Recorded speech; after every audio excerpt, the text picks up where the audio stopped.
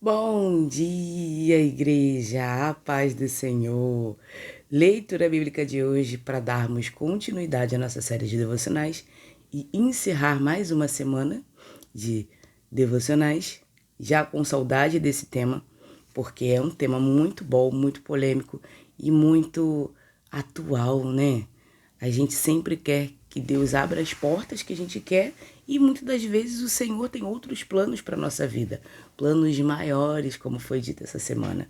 Planos de fazê-los prosperar, planos de fazê-los ser abençoados. Deus tem planos para a nossa vida. Deus sabe aonde vamos chegar.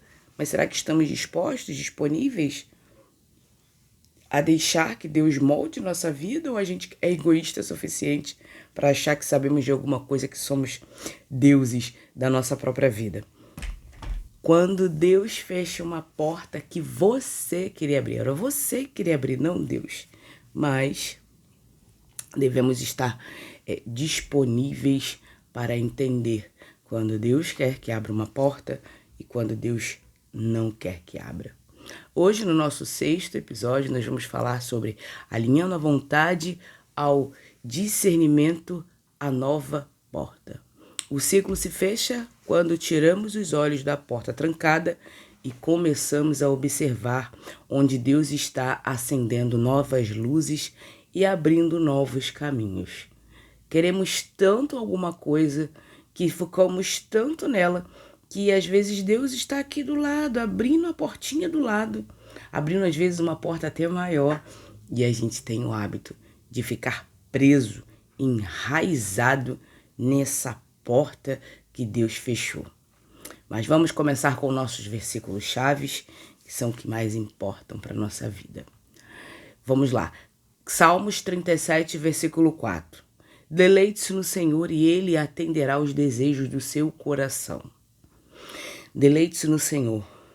O verbo anag, no grau reflexivo, significa encontrar prazer extremo, deliciar-se, desfrutar de grande alegria e suavidade.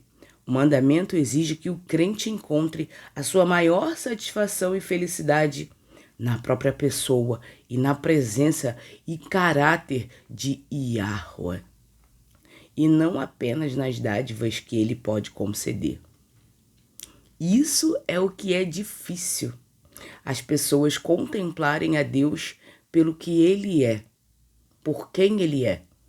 Queremos sempre porque queremos que Deus faça do nosso jeito. Ah, mas Senhor, se eu conseguir aquela vaga, se eu conseguir aquele emprego, sempre o se eu. Mas e o Deus? Será que ele está colocado de fato na frente? Ou será que é somente um capricho meu, aonde eu pego e eu coloco Deus sempre em segundo plano? É uma coisa que a gente deve pensar e refletir muito em nossa vida. Porque queremos as coisas.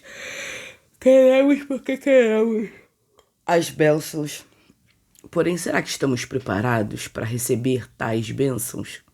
Será que estamos preparados para sermos abençoados por tal pedido que fizemos? Ou será que a nossa satisfação está só em quando Deus nos dá algo ou alguma coisa? Nossa maior certeza de que temos uma vida plena é confiar em Deus, acreditar nele e ser abandonados nele. Abandonar a nossa vida para viver a vida com Cristo Jesus. Não estou dizendo que você deve abandonar seu emprego, seu trabalho, sua vida, tudo. Até porque a gente vive nesse mundo, então a gente precisa da provisão do nosso trabalho. Mas e se não tiver? Se amanhã ou depois a gente perder? Será que continuaremos confiantes no Senhor? Ou será que vamos viver de forma aleatória? Deus só é bom quando Ele nos favorece. Isso é uma dúvida que a gente tem que se perguntar, para nós mesmos. E Ele atenderá aos desejos do seu coração. O termo mishalá refere-se aos pedidos, petições e anseios mais profundos. À medida que a pessoa se deleita em Deus e seu coração é alinhado com a vontade divina, como resultado, os desejos do seu coração passam a ser os próprios desejos de Deus, semeados na alma humana, tornando a oração perfeitamente responsável.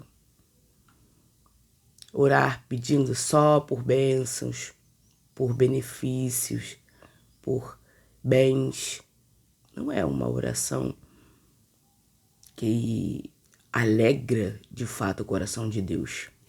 Mas um coração pedindo, Senhor, me ajuda a melhorar o meu caráter, me ajuda a ser uma pessoa melhor, alinha a minha vontade com a sua vontade, me ajuda, me ensina a alinhar a minha vontade com a sua.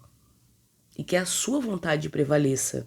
Será que nas suas orações você tem colocado para Deus que a vontade dele prevaleça na sua vida? Ou você pede a ele porque pede as bênçãos? Só pede bênção. Será que se Deus, no lugar do seu pedido de bênção, ele te entregar outra coisa, será que você vai estar apta ou apto a agradecer? Mesmo quando não vem do jeito que você queria? Eu tinha uma amiga que ela falava assim, ai amiga, eu só namoro um homem feio, Eu falava pra ela assim, cara, às vezes é o seu príncipe encantado e você tá desperdiçando porque você acha que é feio. Deus sabe o que te entrega. Deus sabe o que te dá. Deus sabe de tudo. Quem vai ser bênção e quem vai ser pedra de tropeço. Deus conhece o todo, o lá na frente.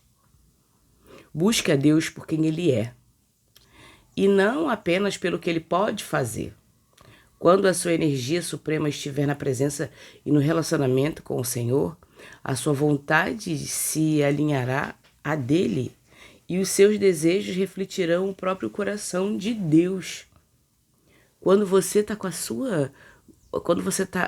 com Deus pelo que Ele é, você passa a não ter mais as suas necessidades próprias, mas as suas necessidades passam a ser as necessidades de Deus.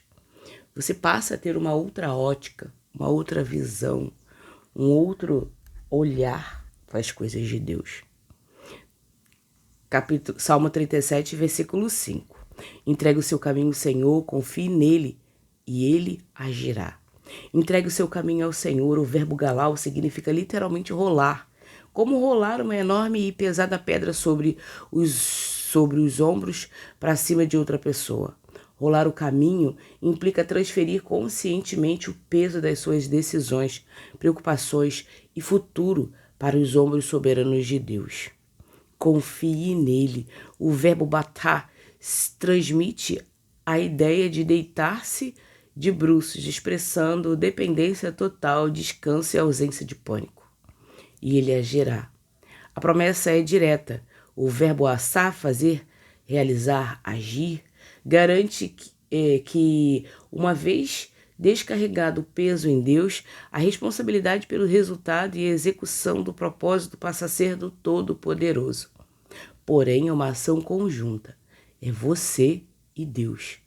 Nós não podemos também deixar tudo para Deus resolver, para Deus fazer. Tem enrascadas que a gente mesmo se meteu e que a gente mesmo precisa da ajuda de Deus para sair. E é com a ajuda dele que a gente consegue sair. Sozinho a gente não consegue. Mas também eu não posso deixar tudo nos ombros de Deus, né? Eu preciso também fazer minha parte. Tire o peso do futuro dos seus ombros e role a responsabilidade das suas decisões sobre o Senhor. A sua função é confiar e obedecer. A função de fazer as coisas acontecerem no tempo e modo corretos é dele. Provérbios 3, versículo 5. Confie no Senhor de todo o seu coração e não se apoie em seu próprio entendimento. Confie no Senhor de todo o seu coração. A confiança, Batá, deve ser irrestrita e sem reservas. O coração, na antropologia hebraica, representa o centro das decisões, do intelecto e da vontade. Não se trata de um sentimento vago, mas de uma escolha consciente do intelecto. E não se apoia no seu próprio entendimento. O verbo san'an significa reclinar-se sobre algo, usar um cajado como escora. A inteligência e lógica humanas são limitadas e decaídas. Apoiar-se exclusivamente na própria capacidade de análise é construir a vida sobre um cajado quebrável. Ou seja, quando nos apoiamos em nossa própria inteligência, em nosso próprio conhecimento, em nossa própria força, esse cajado quebra. Agora, quando nos apoiamos diretamente ao Senhor, diretamente às coisas dele, ele sustenta e nos faz avançar. O Senhor nos faz avançar em nossa própria vida. É Ele quem cuida de tudo. Mas para isso, eu preciso colocar a minha total dependência no Senhor. Não faça da sua inteligência ou experiência pessoal ou o seu Deus. Não faça da sua inteligência ou experiência pessoal o seu Deus. Eu me basto, eu sou bom, eu sei o que eu estou fazendo. Use sua mente para planejar, mas recuse-se a colocar a sua segurança e a palavra final do seu raciocínio limitado.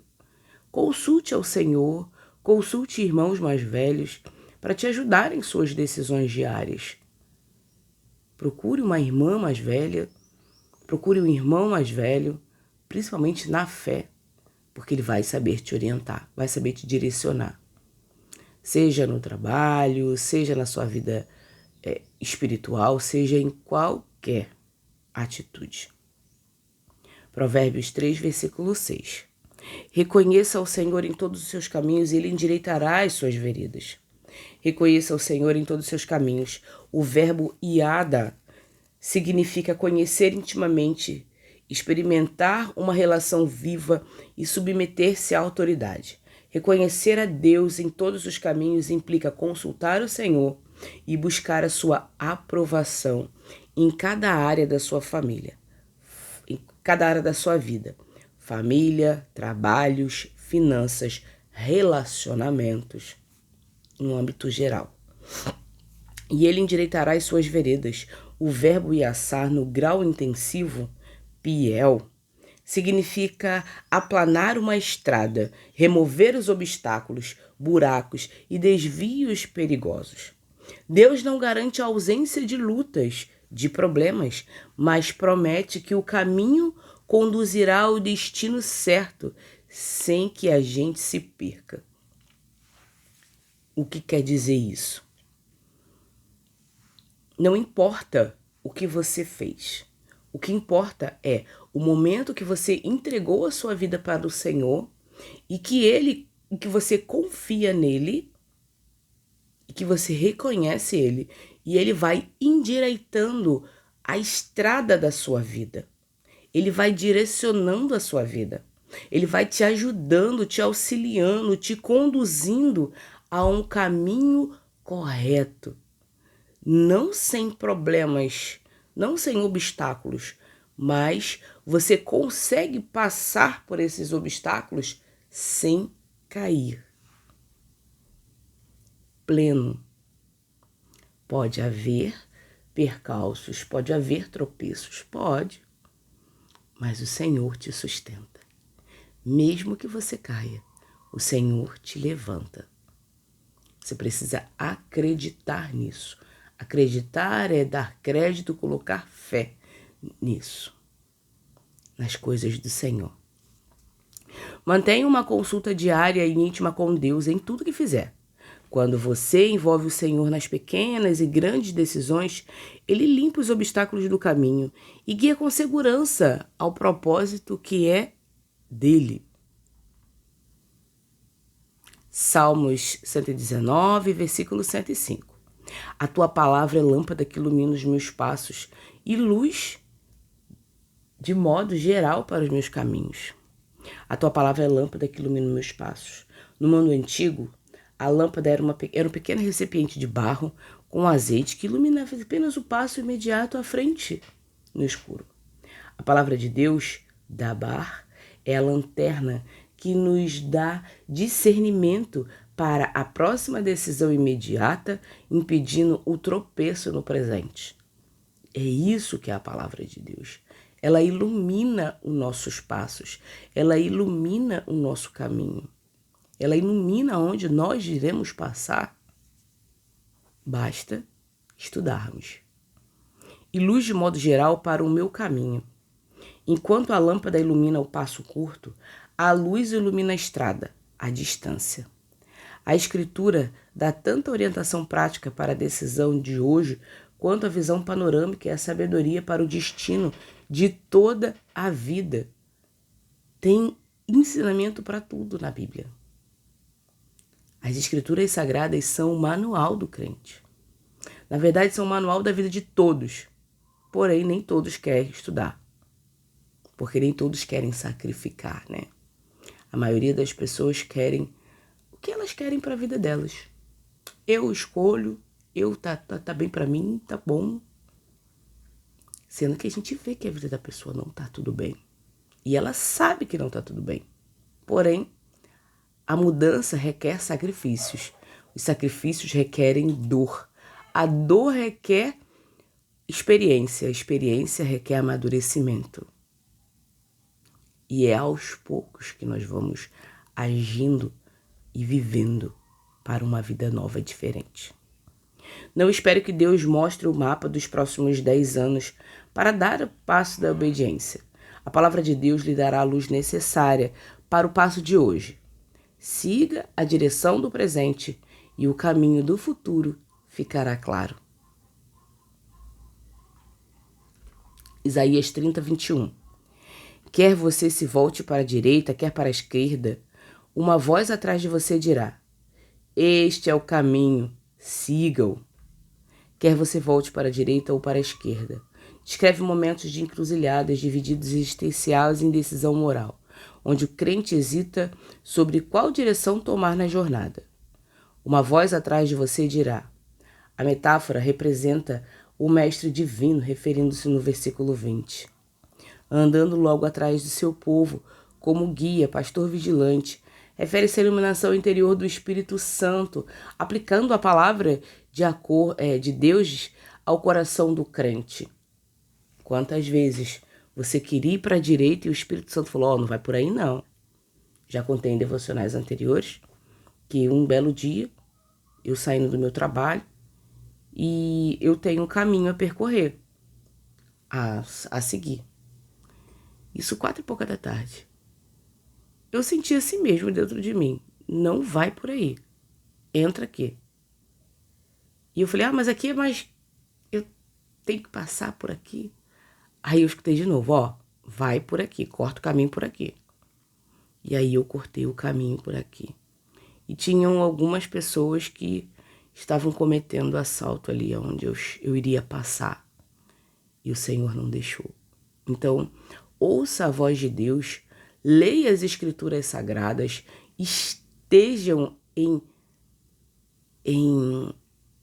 contato com as Escrituras. É isso que molda o nosso caráter, é isso que molda a nossa vida.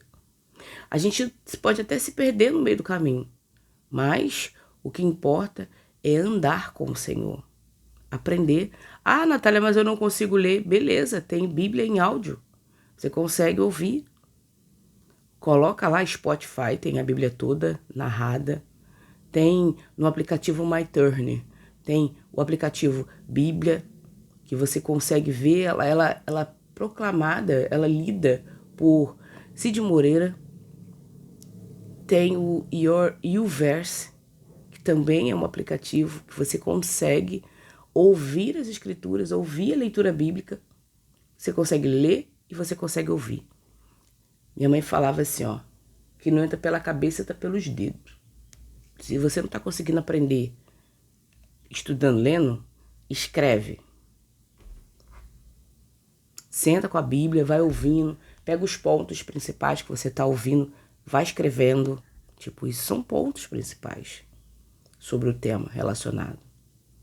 E a gente vai aprendendo e caminhando, seguindo ao Senhor, aprendendo diretamente dele. Este é o caminho, a orientação de Deus é clara, direta e pessoal, e não deixe seu povo abandonado à própria sorte no labirinto das escolhas da vida. Mas providencia direção audível ao coração sincera que busca a sua vontade. Você tem o Espírito Santo de Deus. Ele fala com você intimamente. Você ouve, não é por esse caminho, não é desse jeito, vamos corrigir, vamos consertar. Isso aí, você vai usar isso aí de novo? Tá legal isso aí não. O Espírito Santo, ele nos mostra. Nas dúvidas da vida, aprenda a desacelerar e ouvir a voz suave do Espírito Santo que fala através da palavra. Quando você estiver prestes a se desviar, o Senhor trará a correção e a clareza necessária para que você ande pelo caminho certo. Estes 4 textos foram o guia seguro sobre como buscar e receber a direção de Deus para a vida. Salmo 37, versículo 4 ao 5, aprendemos que o deleite em Deus alinha o coração ao dele, permitindo que rolemos o peso do nosso futuro sobre os seus ombros com plena confiança. Em Provérbios 3, 5 e 6, somos instruídos a renunciar ao orgulho da autossuficiência intelectual para reconhecer a Deus em todos os momentos, recebendo os caminhos aplainados. No Salmo 119, versículo 5, contemplamos a Bíblia como lâmpada indispensável que guia cada passo prático e ilumina toda a jornada terrena e espiritual. Em Isaías 30, versículo 21, recebemos a promessa graciosa de que o Senhor andará ao nosso lado como um mestre, corrigindo nossas rotas e assumindo ao coração a direção exata para seguirmos. Observe o seu momento presente e faça uma lista pequena de 3 oportunidades, contratos, projetos que estão à sua disposição hoje. Escolha um deles e dê o primeiro passo prático em direção a uma nova direção. Busque entregar ao Senhor seus planos e Ele cuidará de você. Amém? Vamos orar? Paizinho amado e querido Deus, graças te damos por mais um dia que se chama hoje, Senhor. Obrigada, Pai, pelo teu amor, pela tua misericórdia. Obrigada por tudo, Pai. Hoje eu quero entregar, Pai, nossas vidas nas tuas mãos.